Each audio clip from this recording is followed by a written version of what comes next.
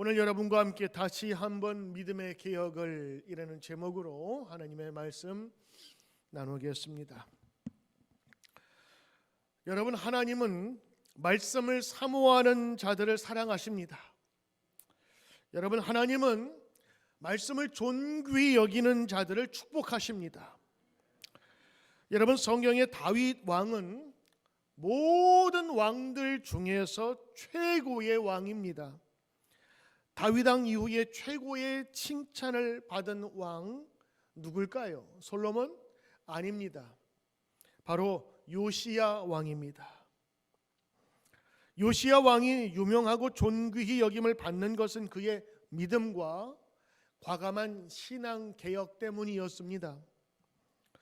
과연 그는 어떤 사람이었기에 다윗 이후로 그렇게 훌륭한 평판을 받으며 그리고 그 시대에 종교적으로 국력적으로 최고의 시대를 이루었을까라고 하는 것입니다. 더구나 이 개혁은 가장 최악의 가장 어려운 조건에서 이룬 개혁이에요. 그래서 그의 믿음과 행동은 더욱더 빛나는 것입니다. 요시야 왕이 살던 시대에 그 시대상은 스바냐서에 잘 나타나 있는데 거기 보니까 이 스바냐는 예레미야와 같은 시대에 살았습니다. 그러니까 예레미야서에 나타난 우상숭배, 패역함, 교만함, 이 모든 것들이 그 땅에 가득 찼다 생각하시면 될 것입니다. 요시야 왕이 개혁을 단행한 이유는 왕실 엘리트와 종교 지도자만 부패했을 뿐만 아니라 주민들도 여호와의 신앙을 타락시켰기 때문입니다. 한마디로 총체적인 부패입니다. 위에도 아래도 그들의 교육과 문화와 모든 경제 곳곳에 바로 우상숭배의 잔재들이 흩어져 있었던 것입니다. 당시에 북이스라엘은 멸망을 앞두고 있었고 그런 시대적인 교훈을 보면서도 이 남유다는 깨달지 못했습니다. 남유다를 심판하기 위해서 하나님께서 일어나실 것인데 그들의 처벌은 한순간에 이루어질 것이라고 스바냐 선지자는 선포합니다. 스바냐서 3장 1절 2절에 이렇게 이야기합니다. 패역하고 더러운 곳 포악한 그 성읍이 화 있을진저 그가 명령을 듣지 아니하며 교훈을 받지 아니하며 여호와를 의뢰하지 아니하며 자기 하나님께 나아가지 아니하였도다. 이게 그들의 모습이었습니다. 스바냐와 예레미야는 예루살렘에 닥칠 재난이 하나님을 그들이 버렸기 때문이라 외쳤습니다. 혼란의 시대입니다. 어디로 방향을 봐야 될지 알지 못하는 시대, 짙은 안개처럼 앞을 내다볼 수 없었던 시대, 바로 그때 신앙의 개혁을 외친 이가 바로 요시야 왕이었습니다. 여러분, 왜 요시야냐? 왜 종교개혁이냐? 왜 믿음의 개혁이냐?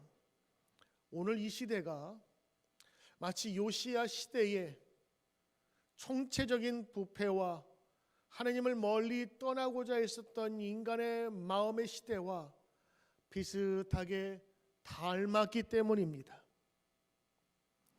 자, 그러면 한번 여러분 시간이 많지 않으니까 잠시 여러분과 함께 요약해 보겠습니다. 첫째, 과연 요시야 왕은 어떤 사람이고 어떤 시대에 살았는가 여러분 보셔야 됩니다. 지난 한 주간 동안 적어도 우리 교회 100일 성경 통독에 참여하신 분들은 오늘 이 요시야의 이야기를 읽었습니다. 아마도 빠른 시간에 읽으셔서 또 대충 이렇게 내용을 알고 있는 분도 계시지만 오늘 이 시대 요시야가 살았던 시대와 또 그가 태어난 가문에 있어서는 좀 특이한 점이 있습니다. 그게 뭐냐면 요시야는 히스기야 왕의 손주입니다.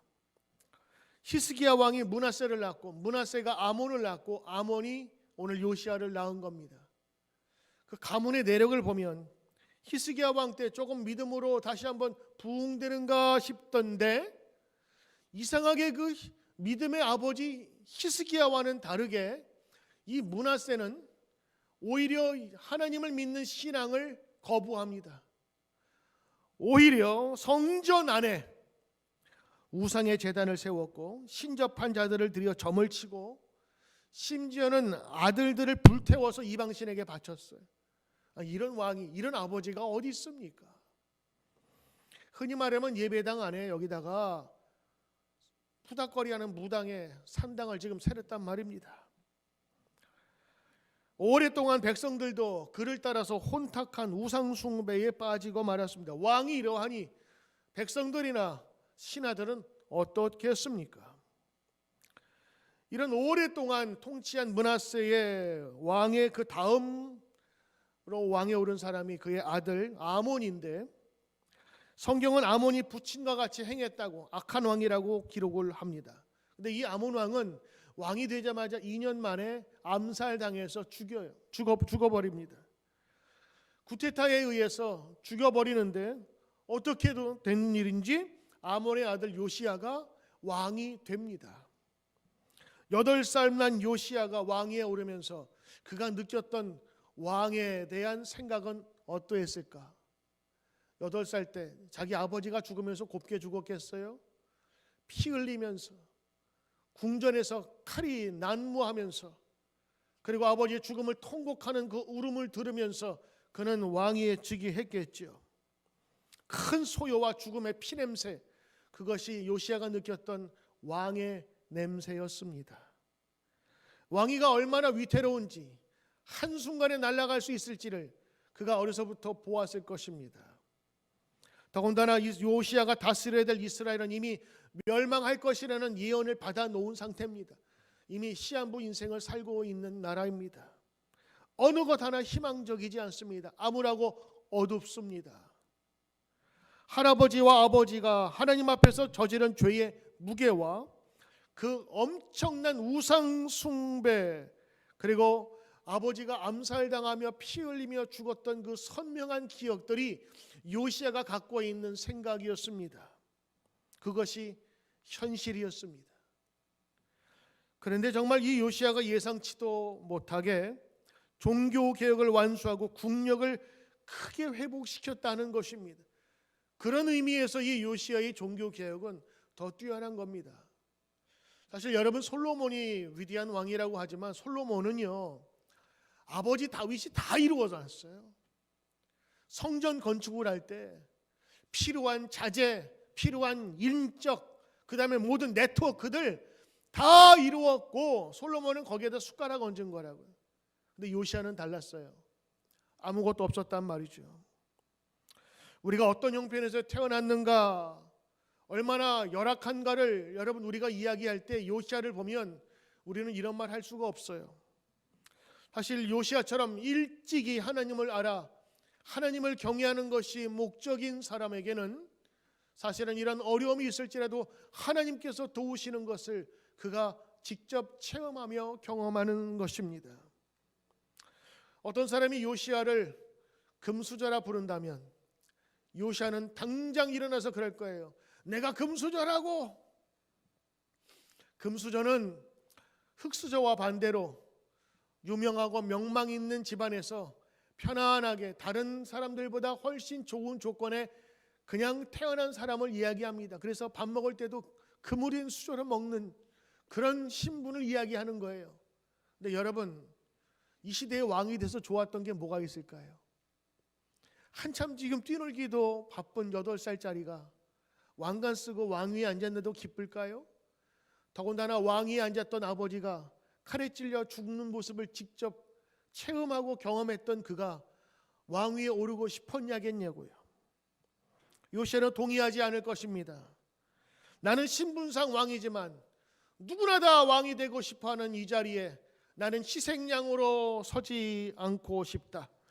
죽음의 위기와 암살과 암투에서 보는 것처럼, 여러분, 흔히 요즘에 아프리카에 아직 왕권이나 이 국권이 제대로 정비되지 않는 나라의 모습을 보십시오. 이쪽 부족과 이쪽 부족이 서로 대립하면서 총질하고, 그러다 보니 나라의 치안은 안정이 안 되죠. 그래서 서로 또 왕 대통령 물러나라고 또 데모 일으키고 소요 일으키고 경제는 경제대로 망가지는 그런 악순환이 여러분 보지 않습니까? 지금 그러한 시대라 생각하면 되는 겁니다. 요시야가 그런 때 왕이 돼서 어찌저찌 생명을 건지면서 왕위를 지켰습니다.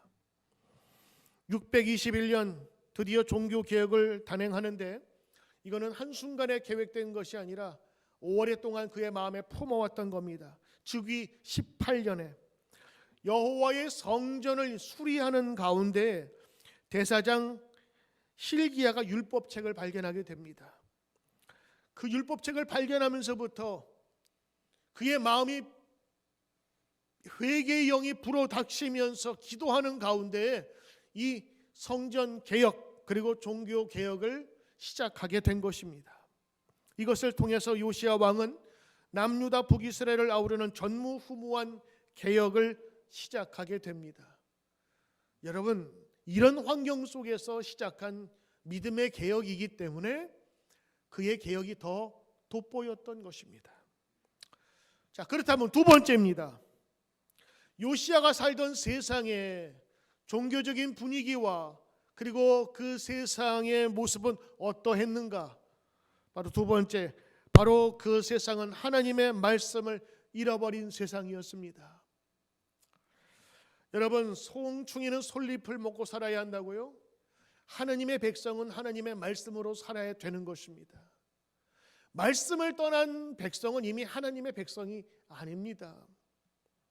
요시야의 종교개혁은 이스라엘 역사상 찾아볼 수 없는 아주 독특한 것이었습니다. 거의 사라질 뻔한 하나님에 대한 신앙이 다시 살아났기 때문이죠. 오늘 본문에 보니까 성전을 보수하다, 성전 보수 작업을 하다가 거기에서 깊이 감추어져 있던 율법책을 발견한 겁니다. 여러분은 지금 들어오셔서 이 예배당에 계시니까 이게 단주 아시죠?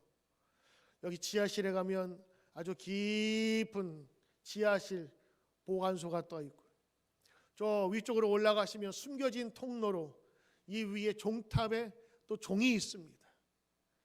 이쪽 성가대 위에 여기 나지막한 곳이 있지요. 여기 그냥 계획한 게 아니라 요 안에 사무실이 또 있어요. 음악 악보들 보관한 정말 옛날 그 사무실이 여기 숨겨져 있다고요. 겉으로 볼 때는 몰랐는데 보수 작업을 하다 보니까 구석구석 다 청소하고 다시 보강 작업을 하다 보니까 웬 나무 상자 밑에 율법책이 발견된 거예요. 그걸 가지고 왕에게 와서 율법책이 발견되었다고 보고를 하는 것입니다. 이때 이 요시야 왕이 이 하나님의 말씀을 듣고 감동이 되어서 그때 회개하기 시작합니다. 여러분, 율법책이 왜 성전 안에 숨겨져 있었을까요?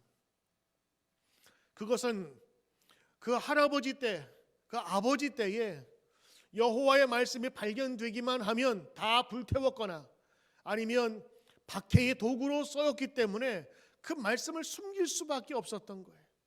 그러니 요시야의 시대는 말씀이 사라진 시대였고 말씀이 숨겨져야만 됐었던 시대였던 것입니다. 여러분, 이 누군가 율법책을 보존하려고 숨겨놓은 것, 이 시대가 보여주는 상징이었습니다. 요시야는 유다 왕국의 16대, 16대 왕입니다. 오랜 역사를 자랑한 그 나라예요. 그런데 율법책이 발견되었다? 이것이 뉴스가 되었다? 무슨 문제가 있는 나라 아닙니까? 여러분, 이 나라가 어떤 나라입니까? 하나님이 모세 때 그들의 선조를 해방시키시고 약속의 땅으로 인도하셨잖아요. 그리고 요시야 개혁 이후에 유월절을 지켰다 했는데 유월절이 뭡니까? 유월, 그들을 넘어갔다라고 하는 거예요. pass over, 무엇이? 죽음의 저승사자가 이집트 왕 온 이스라엘 백성 위에 거하였는데 하나님의 말씀으로 그 문설주에 어린 양의 피를 바른 모든 가정들과 집은 구원을 얻었어요. 죽음의 세력이 그들을 치지 못하고 넘어갔다고요. 그런데 똑같이 동네에 살고 있었던 이집트 사람들은 첫 번째 태어난 모든 생명들은 다 걷어가 버렸어요. 하나님께서 우리를 지키셨다. 우리 조상들은 하나님의 은총 가운데 살아난 사람이다. 이걸 기념하는 것이 유월절이군. 여호수아를 통해서 약속된 땅을 주시고 혼돈된 상태였지만 사사들을 통해서 그 나라에서 살게 하셨고, 다윗 왕을 통해서 왕국을 세우시며 솔로몬과 그 후대 왕들을 통해서 그래도 지금까지 나라의 기틀과 자주 국방력을 가지면서 자기 나라에서 자기 땅에서 살 수 있었던 이유가 뭐냐? 하나님의 인도하심으로. 그런데 지금 그 나라가 하나님 말씀이 사라져 버렸어요. 말씀이 사라지니 하나님이 어떤 분이신지, 어떠한 것을 명령하셨는지 그 다음 세대가 전혀 알지 못하는 다른 나라가 돼버린 거예요. 솔로몬 시대부터 행해졌던 우상 숭배와 부적절한 신앙이 타락의 타락을 이어지게 되온 것입니다. 이미 북이스라엘은 하나님을 떠난 삶을 살다가 망해버렸어요. 이때 남유다 16대 왕인 요시야 왕 때 성전에서 발견된 율법책을 발견했습니다. 그 어떤 것보다 하나님의 말씀을 떠나지 말았어야 될 그들이 하나님의 말씀을 더 정확하게 말하면 하나님의 말씀을 숨겨야만 됐을 정도로 탄압과 억압을 했던 시대가 있었다고 하는 거예요. 요시야는 성전 그 깊은 곳에서 율법책이 발견되었을 때 너무도 크게 기뻐하였어요. 그리고 그 말씀을 들으면서 그는 하나님의 엄중한 심판 앞에서 회개하기 시작했던 것입니다. 열왕기하 22장에 보면 17절에 이 백성이 나를 버리고 다른 신에게 분향했다 이렇게 얘기하고 있습니다. 이는 백성이 나를 버리고 다른 신에게 분향하며 그들의 손의 모든 행위로 나를 경노하게 하였습니다. 그러므로 내가 이곳을 향하여 내린 진노가 꺼지지 아니하리라. 이 말씀을 요시야가 들었어요. 안 그래도 하나님에 대한 믿음을 갖고 있었는데 이 하나님의 진노의 이야기를 듣고 나서 그는 회개하기 시작했던 것입니다. 여러분, 하나님께서는 인간을 지으실 때 하나님을 경배하도록 만들어 주셨어요. 그것이 우리의 영혼에 세팅되어 있는 겁니다. 우리는 믿음을 가졌으니까 성경을 통해서 알죠. 그러나 하나님을 알지 못하는 사람은 인간의 기본적인 아주 구조적인 영적인 구조를 알지 못하기 때문에 그 무언가를 찾아 헤매게 되어 있는 겁니다. 그것이 권력이든 무엇이든 간에 하나님 대신에 그 자리를 대신하여 놓는 우상을 반드시 찾게 되어 있다고 하는 거예요. 뉴욕시의 유명한 리디머 처치 팀 켈러 목사님, 이분은 지금 현재에도 미국의 젊은이들 또 많은 사람들에게 영향을 주는 아주 유명한 목사님이십니다. 저술을 할 정도 많이 하시는데 그분이 얼마 전에 책을 하나 냈어요. 거짓 신들의 세상이라는 책입니다. 그 책의 내용에 보면 어떤 내용이냐, 이 세상은 하나님 믿는 사람은 하나님을 섬기지만 하나님을 믿지 않는 사람들은 그들의 신을 섬기고 있다는 거예요. 그들은 무신론자가 아니라는 거예요. 흔히 말해서 하나님 믿지 않으니까 그들은 신이 없다라고 얘기하지만 그들에게 신이 존재한답니다. 어떤 신이에요? 사랑이라는 신, 에로스적인 성을 탐욕하는 신, 돈이라고 하는 우상, 성공이라고 하는 우상, 권력이라고 하는 우상, 정치라고 하는 우상들이 세상에 가득하다고 하는 거예요. 그들은 무신론자가 아니라 그들이 섬기는 우상이 있어서 오늘 그 책 제목처럼 이 세상은 거짓 신들의 세상이라고 하는 거예요. 결국 그 세계 속에서 하나님의 진실된 모습을 찾지 못하고 가짜 신을 쫓아간 사람들의 말로가 어떤가를 구체적인 신문지상이나 경험을 통해서 이야기해주고 있습니다. 여러분 한번 꼭 추천할 만한 책입니다. 하나님보다 더 크게 생각하고 하나님보다 더 지배당하는 것이 있다면 그게 여러분 우상숭배입니다. 옛날 사람들은 어떤 형상을 놓고 절하는 것, 그것만 우상숭배라고 생각했는데 아닙니다. 요즘 현대인들은 그렇게 우상 숭배하지 않아요. 더 지혜롭고 더 스마트하게 우상 숭배합니다. 숨겨놓고 가리워져고 남들 보이지 않는 그 우상들이 우리 가운데 있다고 하는 겁니다. 하나님을 없는 자리는 반드시 그것이 도사리게 되는 것입니다. 요시야 시대를 단정적으로 말하면 말씀이 숨겨진 시대입니다. 아니, 말씀을 숨겨야만 됐었던 시대입니다. 여러분, 요즘 우리 시대는 어떻습니까? 성경이 이방저방 단돈 몇 푼만 있으면 얼마든지 성경을 주문할 수 있고 성경을 같이 나눌 수 있는 이 시대에 우리가 살면서 여러분은 성경을, 하나님의 말씀을 어디에 두십니까? 여러분의 마음에 두십니까?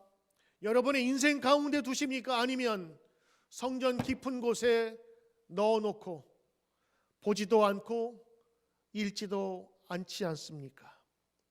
저는 아직도 생각나요.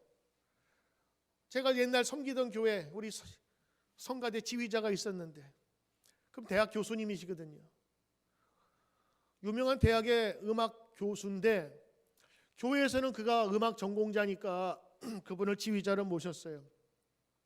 근데 그분이 교회 나오면 항상 했던 것이, 사람들 다 알아. 근데 말은 안 해요. 근데 저도 보니까 그렇더라고. 차에서 내리면 트렁크에서 성경책을 꺼내요. 믿음이 없는 분이지. 집사도 아니었으니까. 교회는 그의 아르바이트 장소였어요. 주차하면 사람들 다 알아. 트렁크 딱 열면 거기서 성경책 꺼내. 그리고 성경책 가지고 예배를 드렸는지, 예배를 참석하면서 지휘하러 왔는지는 나는 모르겠습니다만 그 모습이 그러했어요. 여러분의 성경책이 성경 깊숙이 어딘가에 있어서 꺼내져야 될 때 꺼내지 않는다면, 여러분의 삶의 현장에서 하나님 말씀이 여러분을 지배하고 이끌어야 되는데 하나님의 말씀이 아직도 깊은 곳에 감추어져서 활동하지 못한다면 그것은 오늘 성전 안에 감추인 말씀과 같지 않을까요? 요시야 시대가 암울하다고 하는 것은 바로 이런 것을 얘기하는 거예요. 저희 아버님이 얼마 전에 이 뇌출혈로 이렇게 쇼크를 받으셨잖아요. 그러니까 말이 어눌하고, 그리고 수술하셔가지고 인지 기능이 옛날보다 좀 떨어지시긴 하셨어요. 아침마다 우리 어머니가 계속해서 또 말에 대한 훈련도 하고 또 성경도 소리내서 읽으라고 해야 이제 소리가 제대로 잡히는 거예요. 그러니까 성경 보기가 너무 어려운 거예요. 그래서 우리가 하는 프로그램, 이 듣는 거, 그러면서 또 말씀을 가까이 하는 것들을 우리 어머니가 계속해서 도와주고 계세요. 힘들고 어렵지만 하나님 말씀으로 같이 하자는 그런 의미겠지요. 사랑하는 성도 여러분, 여러분의 성경은 어디 계십니까? 오늘 요시야 시대에 그들의 성경은 성전 안에 깊숙이 감추어져 있었답니다. 참 신기하게도 이러한 역사를 가진 이 나라가 하나님 말씀을 이렇게 우습게 여길 수가 있을까? 더군다나 한번 생각해 보니까 이런 거예요. 히스기야 왕, 이게 못된 왕이 아니거든요. 하나님의 은혜를 체험한 왕이고 하나님의 역사를 경험했던 사람인데 그 아들이 어떻게 그런 일을 할 수가 있을까? 제가 보니까, 제가 추측해 보는데 므낫세 왕은 그 당시에 아버지의 그 이중적인 모습을 봤거나 아니면 그 당시에 제사장이었던 사람들에게 어떤 학대를 당하지 않았을까 싶어요.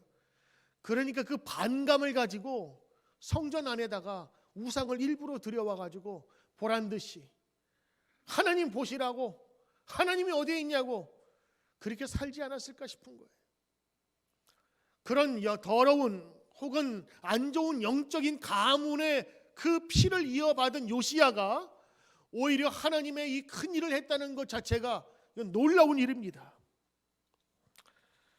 그나마 이 코로나 시대에 감사한 것은 작년에도 우리 일독을 하고 2021년에 우리 청년부와 어린아이까지 성경 100일 성경 통독을 하게 된 것이 얼마나 감사한지 몰라요. 이 시대의 종교개혁은 성경을 다시 한번 찾는 데서부터 시작하는 것입니다. 여러분, 자주 만지는 것이 무엇입니까? 자주 손을 대는 것이 무엇입니까? 그것이 두루마리가 돼야 되고 성경이 돼야 된다고 하는 겁니다. 요즘에 아이들이나 어른들이 자주 손을 대는 게 있어요. 그건 뭐죠? 셀폰입니다. 핸드폰이에요. 하루에 몇 시간을 만지작거리느냐? 보통 집에서 요즘 방학 때고 다 아들 있으니까 기본이 3시간, 4시간이랍니다. 그 시간 동안 가장 많이 만지는 이 스마트폰, 그거만큼은 아닐지 몰라도 성경을 가까이 하고 하나님 말씀을 가까이 해야 한다고 하는 것입니다. 이 시대의 종교개혁은 여러분 숨겨졌던 성경을 다시 꺼내는 것부터 시작하는 것입니다. 여러분, 세 번째입니다. 이 요시야가 성경을 접하고 나서, 하나님의 율법책을 접하고 나서 그 말씀을 들은 이후에 충격을 받고 회개하기 시작합니다. 어떤 내용이었기에? 너희가 하나님을 떠남으로 하나님의 심판이 너희 앞에 있느니라. 이 말씀을 들었는데 수투로 듣지 않았어요. 하나님의 진실된 외침으로 들었어요. 그리고 무서웠어요. 그리고 그 하나님 앞에서 회개하며 옷을 찢으면서 그러면 어찌하오리까 진심으로 회개하기 시작했어요. 요시야는 하나님을 두려워한 사람이라고요. 기쁜 회개와 비통한 마음을 참을 수 없어서 자기 옷을 잡아 찢으면서 회개하였습니다. 요시야가 종교 개혁을 했다 안 했다 이거 중요한 게 아니에요. 요시야는 언젠간이라도 그의 회개된 마음이 밖으로 드러나는 순간 이미 개혁 작업은 시작되었을 것입니다. 요시야는 자신이 죄인임을 깨닫고 하나님 앞에 무릎 꿇었어요. 이것이 종교개혁의 시작이요 뿌리입니다. 이런 회개의 역사와 뿌리 없이 일어난 종교개혁은 사람을 다치게만 하는 거예요. 요시야 왕이 돌이킬 수 없는 이스라엘의 범죄 앞에서 물었습니다. 어떻게 해야 합니까? 그때 여선지자 훌다가 요시야 왕에게 이렇게 이야기합니다. 이스라엘은 결국 돌이키지 않아서 심판을 받을 것이다. 너에 대해서 말하자면 너의 회개와 애통하는 심령을 내가 보았으니 너의 눈으로 그 참극을 보게 하진 않겠다. 너는 정상적인 장례 절차를 밟아 묘실에 들어가는 마지막 왕이 될 것이다. 하나님께서 그렇게 말씀하세요. 실제로 그 일은 그렇게 이루어졌습니다. 진심으로 죄를 애통하고 회개하는 사람은 용서를 받고 심판을 피할 길을 주신다라는 교훈을 주신 것입니다. 여러분, 우리 성도님들은 진실한 회개 이후에 예수 그리스도의 피로 우리는 거룩해짐을 받았음을 믿는 성도들입니다. 그 어떤 것보다 우리의 죄의 용서함이 우리에게 축복임을 우리가 아는 성도, 이것이 귀한 성도의 모습이라고 하는 것입니다. 요시야가 이 개혁 작업을 완수한 이후에 그 다음 장에 보면은 유월절을 지키게 합니다. 유월절을 지키게 하고 돌이키게 한 왕은 이전에도 이후도 없었더라. 그만큼 유월절을 지키게 했습니다. 유월절이 뭐라고요? 저주와 억울함과 죽음의 세력이 올지라도 하느님께서 그것을 넘어가게 하신 거예요. 나를 손댈 수는 없어요. 이 백성을 하느님께서 건지시고 지키셨는데 그 어떤 죽음의 세력도 그들을 만질 수가 없었어요. 건너가게 만드신 거예요. 이것이 유월절을 지키며 그들이 살아난 것을 기념하는, 전능하신 하나님을 기억하는 날이 바로 유월절입니다. 여러분, 그렇습니다. 믿음이 회복된 이후에 그들은 유월절 제사를 드렸단 말이에요. 하나님이 나의 하나님이요, 그 하나님이 창조주 하나님이요, 세상을 만드신 분이고 우리를 지배하시고 인도하시는 전능하신 하나님이심을 고백하는 그 어린 양에 바쳐진 제사, 유월절의 예배를 그들이 계속해서 드렸던 것입니다. 오늘 사실 이 예배는 유월절의 예배가 되어야 합니다. 하나님 나를 건지시고 인도하셨군요. 감사드립니다. 내가 저지른 수없이 많은 이 죄악들, 하나님을 멀리하고 오히려 아버지 때의 큰 부흥을 오히려 내가 가로막았던 그 죄악을 내가 이제 회개합니다. 그러며 유월절 예배를 드렸던 오늘 이 요시야 왕의 이야기는 오늘 이 시대에 우리가 본받아야 될 내용 아닌가 싶어요. 왜냐? 이 시대가 그때의 시대와 너무 비슷해졌어요. 말씀이 성전 안에 숨어져야 되고, 그리고 예배가 점차로 사라지는 시대가 돼버렸어요. 미국도 마찬가지지만 한국도 좀 나아졌지만 전체 교인의 25%가 모이면 안 된대. 그건 법이에요. 옛날 같으면 신사참배도, 우리 기독교 역사에 보면 신사참배하다가 감옥에 갇힌 사람도 많은데, 저를 포함해서 모든 목사님들이 회개해야 되겠지만 예배드리지 말라고 하니까 네 하고, 이 코로나 바이러스 앞에는 아무도 대항을 할 수가 없어요. 그나마 지금은 인터넷이라고 하는 유튜브가 있어가지고 그냥 그거 대신 집에서 예배 드리세요. 나라에서 못 나오게 하니까 집에서 예배 드리세요. 바이러스 무서우니까 집에서 예배 드리, 그러면서 이 면죄부를 줘버리잖아요. 요즘에 목사님들 만나면 그런 얘기예요. 아유, 지난주에 못 나오셨네요. 아유, 집에서 예배 드렸어요. 옛날 같으면 그래도 교회에서 주일 성수하고 예배 드려야지 이랬잖아요, 목사님들이. 근데 지금은 집에서 예배 드렸어요. 그러면 아, 네. 더 이상 할 말이 없어요. 적어도 우리가 예배 드릴 때는 어떤 모습으로 우리가 있잖아요. 주일날 예배는 내 몸이 꼭 성전에 가야 된다라는 우리 그런 의식이 있잖아요. 이제는 그런 의식이 없어요. 애들은 자연스럽게 유튜브로 예배 드리는 것이 그냥 생활화된 것이에요. 말씀이 사라져 버렸어요. 그리고 모임이 자취를 감춰버리고 사람과 사람을 사랑하며 구원해야 될 대상으로 바라볼 사람들을 코로나는 이상하게 악마 취급하듯이, 목사가 신방 가도 왠지 꺼리낌 받을 만한 분위기가 지금 팽배해 있습니다. 제가 아는 목사님은 그래서 신방도 안 가요. 전화만 신방하시더라고요. 저는 좀 무식해가지고 그냥 오라면 가는 편인데, 요즘 그런 세대가 되었단 말이에요. 요시야 때와는 뭐가 달라요? 여러분, 그때 필요한 것이 뭔지 아세요? 종교개혁이에요. 근데 여러분, 종교개혁하면 마틴 루터만, 무슨 요시야 왕처럼 거대한 군인들만, 장군들만 하는 것으로 생각하는데, 여러분, 개혁은 아주 작은 데서부터 시작하는 거예요. 그것은 성전 안에 숨겨진 말씀을 꺼낼 때 시작한 거예요. 이미 시작됐어요. 그 말씀을 읽어질 때 요시야 마음의 개혁은 이미 마음에서부터 시작된 거예요. 행동으로 나타나는 것은 당연히 따라오는, 당연히 이어진 결과라고 하는 것이지, 그 원동력은 이미 말씀 안에서, 회개의 영에서부터 시작되었던 것입니다. 많은 분들이 이 코로나 사태로 말미암아서 예배 모이지 못하는 것을 걱정하시더라고요. 왜? 교회 25%밖에 못 모이게 하니까. 저도 그래서 처음에 걱정을 많이 했어요. 우리 이만큼 교인들 이 거리를 두면서 나오면 어떻게 해야 될까? 그러면서 우리 예배를 2번 만들었잖아요. 1부 예배 때는 듬성듬성. 그래도 2부 때 여러분들이 이 인원을 알고 어떻게 그래도 적절하게 이 사람 나왔다 안 사람 나왔다 이렇게 빠지시고 하시는 것 같아. 우리 목사님 친구들도 걱정하더라고. 그래서 제가 그랬어요. 아니, 그러면은 예배 2번이 아니라 5번 만들고 10번 만들면 되잖아. 한 1000명 교인이면 100명씩 10번 예배 드리면 되잖아요. 안 되나요? 목사 힘들까 봐? 새벽 6시, 7시, 8시, 9시, 10시, 저녁 10시까지 드리면 14번 드릴 수 있네. 코로나 기간이니까 좀 짧게 예배 드리면, 아니 14번이면 1400명 모일 수 있잖아요.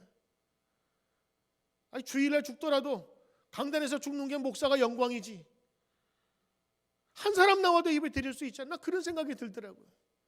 그래서 기도하고 있어요. 코로나 때문에 못 오시는 분들 위해서 1명, 2명 혹은 3명 예배, 그것도 괜찮지 않아요? 밤에 촛불 켜놓고 5명이서 찬양하고, 저희 아내 반주자니까 매일 나와야 되겠지. 여러분도 나올 수 있잖아요. 예배부장님, 장로님들, 목사가 쓰러지면 장로님 나와서 설교하시고, 권사님 나와서 설교하시고, 그러면 되는 거 아니에요? 저희들 우리 목사님들, 제 동기 목사님들이 방이 있어요. 걱정 많이 하더라고. 교인이 줄었다, 예배 시간이 줄었다. 모이라고도 안 모인다. 뭘 걱정이에요. 옛날 전쟁 날 때, 그리고 수없이 많은 박해 때 이보다 더 어려운 때가 얼마나 많았는데요. 지금 이 코로나는 여러분 아무것도 아니에요. 우리 교인들 가운데 코로나 걸렸지만 이상 있는 사람 없어요? 이 지역, 뉴욕 지역에 그렇게 많은 사람이 죽어간다고 하지만 여러분, 교회마다 이 코로나로 인해서 직접적으로 영향받고 교회가 큰 타격이 입은 그런 교회 많지 않더라고. 무슨 말이냐면 코로나는 조심해야 되겠지만, 염려해야 되겠지만, 그만큼 걱정할 만한 그런 큰 질병이 저는 아니라고 저는 생각해요. 우리가 준비할 것은 준비해야 되고 조심할 것은 조심하고, 그리고 주사 맞을 거 맞아야 되는 겁니다. 그러나 이것 때문에 우리의 믿음이 만약에 타격을 받거나 이것이 말씀의 정체로 사라진다면 이거는 요시야 왕이 살았던 시대와 별 다를 게 없다고 하는 것입니다.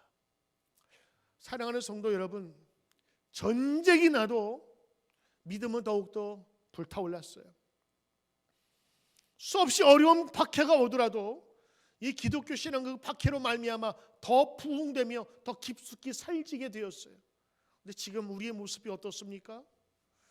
때로는 너무너무 두려움 나머지 예배와 모든 것들이 사라진 시대에 살고 있지 않는가라고 하는 것입니다. 요시야 왕이 결국엔 이 회개한 마음을 가지고 그는 종교 개혁을 실행합니다. 하늘 1월 성신, 별을 섬기던 그들을 위해서 만든 모든 그릇들을 불사르고 제를 만들어 버렸어요. 그리고 해와 달과 별, 그 모든 분향하는 자들을 다 패해버리고 아세라 상을 다 불태워 버렸으며 남창의 집을 헐고, 여러분 남창의 집이 뭡니까? 이건 남자가, 이거는 자기 성을 파는 거예요. 그리고 신에게 자녀를 불로 지내게 하는 것들을 다 못하게 만들었어요. 그 시대까지 남아 있었단 말이죠. 자기가 잘 먹고 잘 살기 위해서 자식까지 바쳐지는 그런 시대에 요시야는 역행한 거예요. 역주행했다고요. 요시야가 종교개혁의 아버지가 되는 이유가 바로 그러한 것입니다. 철저한 종교개혁을 했지요. 그래서 신명기 역사가는 다음과 같이 요시야 왕을 극찬하는데, 열왕기하 23장 25절에 요시야와 같이 마음을 다하고 뜻을 다하고 힘을 다하여 모세의 율법과 여호와로 돌아킨 왕은 전에도 없었고 후에도 그와 같은 자가 없었더라. 이거는 요시야가 전심으로 진심으로 했다는 것을 이야기하고 있는 것입니다. 여러분, 요시야 개혁을 얘기하니까 굉장히 무겁습니까? 아니요. 요시야의 개혁은 이제 내가 시작해야 합니다. 아니, 시작되어야 합니다. 우리의 믿음은 끊임없이 개혁되지 않으면 멈출 수밖에 없습니다. 멈추면 썩습니다. 날마다 새로운 마음을 달라고. 그래서 찬양을 할 때도 새 노래와 새 수금으로 찬양하는 이유는 새 기계로 찬양하자는 것이 아니라 새로운 마음으로 찬양하자고 하는 것입니다. 첫째, 여러분, 숨겨놓았던, 감추어 놓았던 하나님의 율법책을 찾으시고 발견하십시오. 그것이 바로 여러분이 항상 가슴에 새기며 집에 두셨던 하나님의 말씀을 가까이 하는 것입니다. 말씀을 펴시고, 그리고 카톡에 보내주시는 그 말씀 듣기만 해도 괜찮으시지 않습니까? 그러면서 하나님의 말씀을 여러분 가운데 모십시오. 그 하나님의 말씀이 여러분 들렸을 때에 이 요시야 왕처럼 회개가 일어나며 그 자리에서 엎드리지 않을 수가 없어. 그리고 그 말씀이 회개하는 영에게 모든 왕들이 다 죽었을지라도 너는 묘실의 정식 절차를 받고 들어갈 수 있는 마지막 왕이 되도록 하겠다. 너까지는 내가 지키겠다는 이 하나님의 약속을 여러분도 받으시길 바랍니다. 그리고 마지막입니다. 오늘 그 하나님께서 주신 그 은혜를 가지고 매번마다 6월절에 제사를 지낸 것처럼 여러분의 삶 속에 예배가 가득하게 하십시오. 전 여러분들 이 아침 11시, 우리 10시 반 예배인데 10시 반 사람이 많아서 힘들다 그러면 저에게 얘기하십시오. 저는 우리 3시, 4시, 5시 예배 만들 의향이 있어요. 5명이라도 3명이라도 진심으로 예배를 드리고 이 6월절의 예배를 사모하는 자들이 있는 한이라면 저는 한 사람을 놓고도 예배 드릴 거예요. 그 예배가 여러분 가운데 살아 넘치는, 그래서 오늘 설교 제목처럼 다시 한번 요시야처럼 믿음의 개혁을 하시는, 그 개혁된 모습으로 예배하며 주님께 나가는 성도 되시기를 주의 이름으로 축원합니다. 기도하겠습니다. 하나님이 잃어버렸던 하나님 말씀을 찾게 하소서. 하나님 섬기며 하나님 말씀을 그리워하는 성도들이 되게 하여 주옵소서. 은혜 받은 이후에 그들이 6월절 예배를 주님 앞에 드렸던 것처럼 전능하신 하나님을 예배하며 감사하며 찬양하는 저들이 되게 하셔서 요시야 왕 때 주셨던 평강과 은혜를 우리에게도 주시옵소서. 예수님의 이름으로 감사하며 기도드리옵나이다. 아멘.